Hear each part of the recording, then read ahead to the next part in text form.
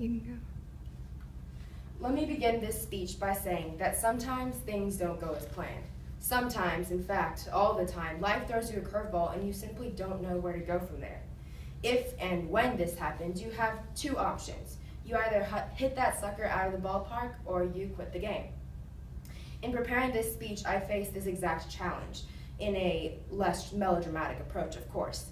You see, of the hours upon hours I spent brainstorming 4 words to theme my year around, the only thing that came to mind was the phrase, never eat soggy waffles. Never eat soggy waffles. Of all the words in the English dictionary that may flow or make sense together, this was the only 4-word phrase my brain could come up with. And at first, I was extremely frustrated. Until I realized you either hit that sucker out of the ballpark or you quit the game. So I chose the only real option in that scenario. I dwelled and pondered and dramatically thought out a window for a while, and then it came to my mind. Never eat soggy waffles. My motto for this year. I'm assuming that all the people in this room have at some point in their lives lived through an elementary education. Therefore, the phrase, never eat soggy waffles, might ring a bell. Most of us were taught this mnemonic device as a way to impound into our brains forever the 4 cardinal directions. Never, north, eat, east, soggy, south, waffles, west. While this combination of words might hold a simple, technical meaning to most, I have realized it to be my personal set of goals and promises. North. To travel north is to travel upward. It is my personal agenda to stretch myself upwards this year and strive for experiences and achievements that I have never before. I am determined to stop being comfortable with average. I am willing to push past my insecurities, my doubts, my reservations, and seek the greatest self I can be. In my academic life, that is setting aside distractions to study and focus. In my personal life, that might be prioritizing family time over Netflix time. And in my ISM career, that is to embrace my fear of failure and turn ambition into results. This year is all about always moving forward, and when life throws that occasional curveball, picking myself up and carrying on. Mary L. Bean once said, "The days you are most uncomfortable are the days you learn most about yourself." North. I will push boundaries and stretch upwards. East. To travel east is to extend outwards, to give rather than receive. In the midst of balancing grades, extracurriculars, friends, family, and now the expectations of college, it is extremely easy for one to forget that there's a whole other world outside and ignore that there are others around us.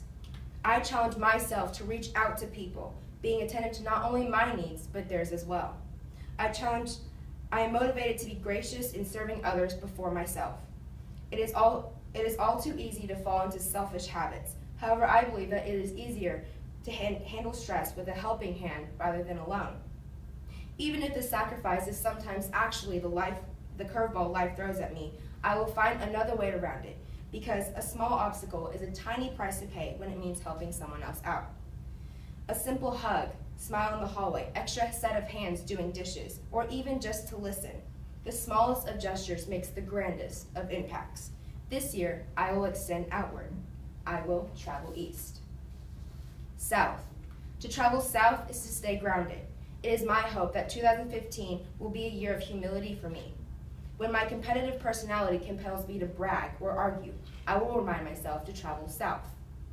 As we grow older and hit greater milestones in our lives, whether it be curating a masterpiece of a marching show, or uncovering groundbreaking data on a wildlife species, or reporting live from New York Fashion Week, it is important that we remember our foundations, that we stay dignified in our actions and stand firm in our values.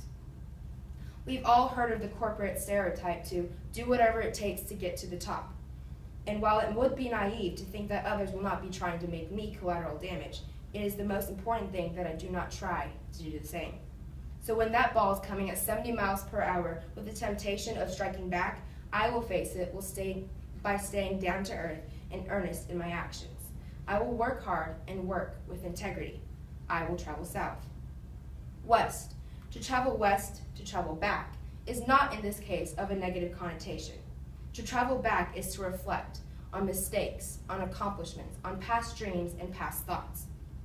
I've always believed that one of the greatest gifts of humankind has been that we have been given the ability to learn.